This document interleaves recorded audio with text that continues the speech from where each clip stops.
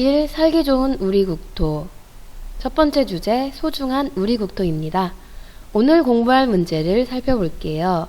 오늘은 총 3가지를 살펴볼 겁니다. 첫 번째, 우리 국토의 모습. 두 번째, 위치. 세 번째, 영역에 대해서 알아보도록 하겠습니다. 자, 그럼 첫 번째 주제, 우리 국토의 모습부터 봅시다. 자, 그런데 선생님이 이제까지 계속 국토라는 말을 많이 했죠. 과연 국토는 무엇일까요?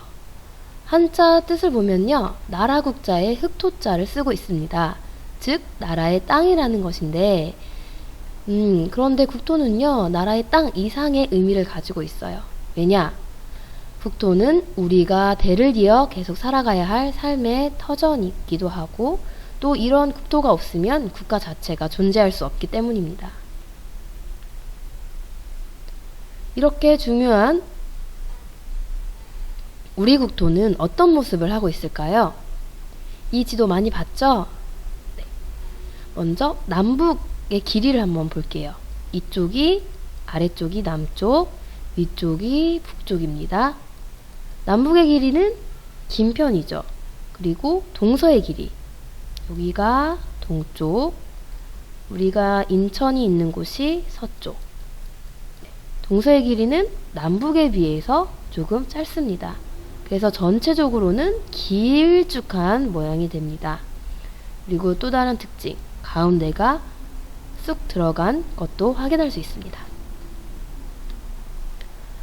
자, 서쪽과 남쪽 한번 보세요. 어때요? 네, 요런 작은 점들이 많죠? 이게 뭐예요? 네, 섬입니다.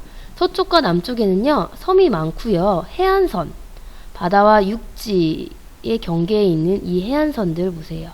어때요? 들어갔다 나왔다 굉장히 복잡하고 울퉁불퉁합니다. 또 북쪽, 이 북쪽은 어디랑 연결되어 있습니까? 네, 중국이나 러시아 같은 대륙과 연결되어 있죠. 그리고 우리나라 이 육지 전체는 어느 쪽으로 나와 있죠? 여기는 바다 쪽으로 나와 있습니다. 자, 이렇게 우리 국토의 모습을 간단하게 살펴봤습니다. 이번에는 두 번째 공부할 문제인 우리 국토의 위치를 알아볼 겁니다. 위치는요, 2가지로 나누어서 알아볼 거예요. 먼저 아시아 대륙 전체에서 우리 국토는 어디쯤 위치하고 있는지 살펴보겠습니다. 우리나라가 아시아 대륙에 속해 있다는 것은 다 알고 있죠? 자, 그럼 아시아 지도를 가져오겠습니다. 이렇게 하얀색 부분이 아시아예요. 자, 여기서 우리나라 한번 찾아보세요. 네, 여기 있죠? 우리나라는요, 아시아 전체 대륙에 어느 쪽에 있어요? 네, 이쪽이 중앙이라고 하면 살짝 오른쪽, 동쪽에 위치해 있습니다. 우리나라 주변의 나라, 대표적인 나라들 어떤 것들이 있습니까? 먼저 중국, 그리고 일본, 러시아. 그럼 이런 주변국들과 따져봤을 때 우리나라는 어디쯤 위치해 있을지도 살펴볼게요. 먼저 우리나라는 중국과 비교했을 때 어느 쪽에 있습니까? 네, 중국의 동쪽에 있습니다. 그리고 우리나라는 일본의 이쪽, 왼쪽? 네, 서쪽입니다. 그리고 또 우리나라는 러시아의 아래쪽인 남쪽에 있죠. 이렇게 우리나라의 위치를 찾아봤는데요. 우리나라에는 지리적인 장점이 있습니다. 우리나라가 그곳에 위치해 있기 때문에 가질 수 있는 장점. 자, 뭐가 있을까요? 보세요. 우리나라는요, 삼면이 바다로 둘러싸여 있습니다. 이러한 곳을 뭐라고 부르죠? 네, 바로 반도라고 부르죠. 자, 반도 국가이기 때문에 북쪽으로는 어디와 연결되어 있어요? 네, 대륙. 그리고 이 동쪽, 남쪽, 서쪽은 바다와 연결되어 있습니다.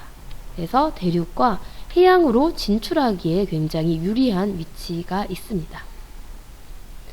자, 이번에는 두 번째 위치. 우리나라의 위치를요, 보다 정확하게 위도와 경도라는 것을 사용해서 알아보겠습니다. 위도와 경도를 알려면 위선과 경선이라는 것을 지도나 지구본에서 찾아야 돼요. 자, 그럼 위선부터 볼게요. 위선이란 지도나 지구본의 가로입니다. 가로로 그은 선으로 위도를 나타내고 있는 선입니다. 이렇게 정 가운데 가로선이 적도예요. 적도를 0도로 하고 위쪽은 북위 그리고 아래쪽은 남위라고 부릅니다. 그래서 여기는 북위 30도, 이쪽에 위치해 있다면 남위 30도라고 부르고 있습니다. 이번엔 경선을 볼게요. 자, 경선은요, 지도나 지구본에 세로로 그은 선으로 경도를 나타냅니다. 지구본에서 본초 좌우선이 바로 경선의 기준선이에요. 여기가 0도가 되겠습니다. 이 본초 좌우선은 영국의 그린위치 천문대를 기준으로 해서 만든 가상의 선입니다. 자, 이 선을 기준으로 해서 이쪽은 동쪽이기 때문에 동경, 이쪽은 서쪽이기 때문에 서경이라고 부릅니다. 그래서 이쪽쯤에 위치해 있다 그러면 동경 75도, 이쪽에 위치해 있다 그러면 서경 45도라고 부르면 됩니다. 그러면 우리나라의 위치를 위도와 경도로 한번 나타내 보겠습니다. 자, 우리나라의 지도를 가져오면 이렇게 가로선인 위선과 세로선인 경선이 나타나 있음을 알 수 있습니다. 자, 위도부터 따져봅시다. 우리나라는 적도 위에 있기 때문에 북위, 그리고 북이 33도와 43도 사이에 위치하고 있다라고 표현해주면 됩니다. 경도를 볼게요. 이번엔 세로선을 봐야겠죠. 우리나라는 그 본초 좌우선과 비교했을 때 동쪽에 있기 때문에 동경이라고 표현해야 합니다.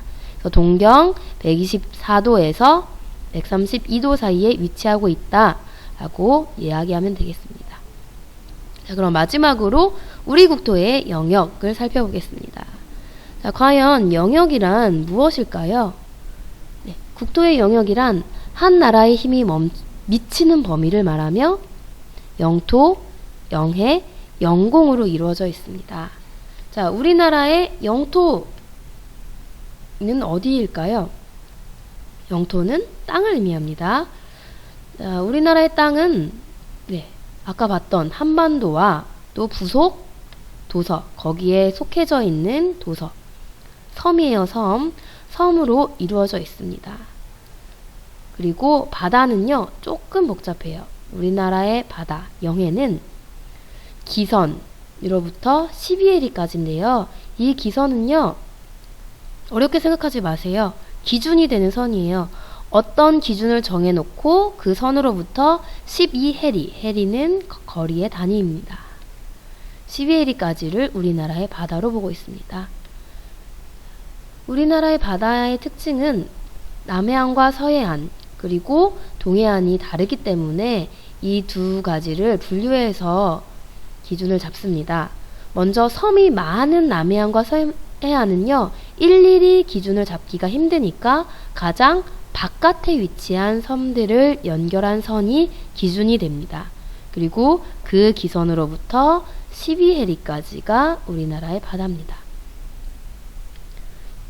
이에 비해 섬이 적은 동해안과 울릉도, 독도, 제주도는요, 그 영토가 그 바닷가 쪽이 썰물일 때 그때의 해안선을 기준으로 해서 12해리까지가 우리나라의 바다로 정했습니다. 자, 그럼 마지막으로 우리나라의 영공, 우리나라의 하늘을 볼게요. 자, 우리나라의 하늘은 아까 살펴봤던 영토와 영해, 그 위에 있는 모든 하늘을 영공으로 정했습니다. 자, 그렇다면 우리 국토 전체의 영역을 한번 알아봐야겠죠? 여기 점이 있는 게 기점이에요. 기점. 그리고 이 빨간 선이 기선, 파란 선이 영해선입니다. 자, 그럼 동쪽 끝에 있는 영토는 무엇일까요? 독도 중에서도 더 동쪽에 있는 동도입니다. 그리고 서쪽 끝에는 비단섬이라는 곳이 있죠. 남쪽 끝에는 마라도, 북쪽 끝은 유원진이 있습니다. 자, 우리는 여기에 조금 집중을 해서 보려고 해요. 왜냐? 여러분, 만약에 일본이 주장하는 대로 독도가 우리나라 땅이 아니라고 해보세요. 만약에. 그러면 우리나라의 영토는 어디까지예요? 네, 울릉도까지밖에 안 쳐지죠. 그러면 그 영해선도 여기까지로 굉장히 줄어들겠죠. 기선도 여기까지로밖에 안 됩니다. 그럼 우리나라 바다 자체가 줄어들고 영해가 줄어들면 영공 자체도 줄어드는 거예요. 그렇다면 우리나라에 힘이 미치는 범위가 줄어듭니다. 그렇기 때문에 독도는요, 우리나라에서 굉장히 중요한 의미를 가지고 있습니다. 자, 이렇게 해서 오늘 3가지 내용을 살펴봤습니다. 우리 국토의 모습, 우리 국토의 위치, 우리 국토의 영역. 자, 이 3가지가 다시 떠오르지 않는다 하면 다시 한번 복습해 주길 바랍니다. 그럼 수업 시간에 만나요. 안녕.